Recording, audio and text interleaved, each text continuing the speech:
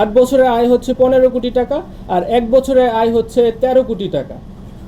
এবং সেটা কেন হলো যে আগে আমরা এখান থেকে যে তথ্য পেলাম যে আগে নির্দিষ্ট একটা অ্যামাউন্ট নিয়ে একটা এগ্রিমেন্ট করা হতো, বিভিন্ন কোম্পানির সাথে চুক্তি হতো, ওই এগ্রিমেন্ট অনুযায়ী তারা টিকিট সেল করতো এবং হয়তোবা নির্দিষ্ট একটা অ্যামাউন্ট বিসিবিকে দিত, যেটা তাদের আয় হিসেবে গণ্য হতো। কিন্তু বিসিবি লাস্ট 3-4টা আসর নিজেরাই হচ্ছে টিকিট সেল করছে এবং আমরা 11তম আসরে দেখলাম যে 13 কোটি টাকা আয় হয়েছে। 8 বছরে যেখানে 15 কোটি, 1 বছরেই 13 কোটি। তাহলে আমরা রেকর্ডপত্র যেহেতু পেয়েছি, সেগুলো পর্যালোচনা করলে দেখলে বোঝা যাবে যে আসলে এখানে প্রকৃতপক্ষে কী অসঙ্গতি ছিল। মুজিব 100-এ যে কনসার্ট সহ যে প্রোগ্রামটা হয়েছিল, এখানে ইন টোটালি প্রায় হচ্ছে 25 কোটি টাকার মতো হচ্ছে খরচ দেখানো হয়েছে। বাট অ্যাকচুয়াল আমরা যে অভিযোগ পেয়েছি সেটার কথা বলতেছি, বাট অ্যাকচুয়াল খরচ হয়েছে 7 কোটি সামথিং।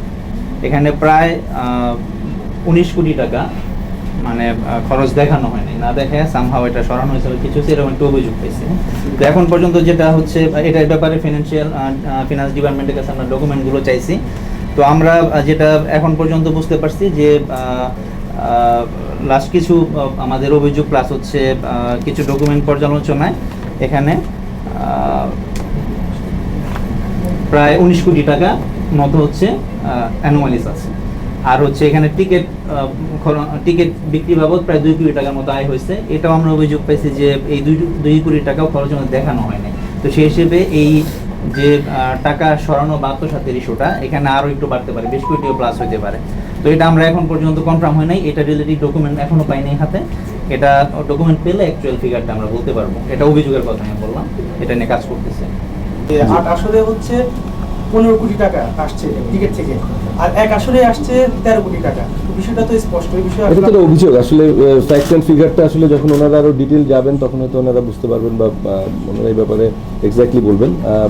আমাদের দুদকের যে কর্মকর্তাবৃন্দ ওনারা এসেছেন, ওনারা তো বলেছেন যে বিষয়গুলো আসলে অভিযোগের ভিত্তিতে ওনারা এসেছেন এবং অভিযোগটাই ওনারা বলেছেন।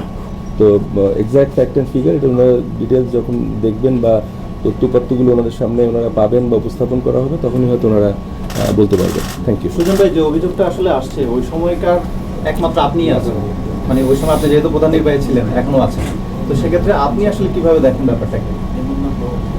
আমি মানে বিষয়টা আসলে একইভাবে বলি। আমরা তো আপনারা জানেন যে বাংলাদেশ ক্রিকেট বোর্ড যে একটা বোর্ড অফ ডিরেক্টরস থাকে, তাদের ডিরেকশন অনুযায়ী আমরা যে ম্যানেজমেন্ট টিম আমরা কাজ করি।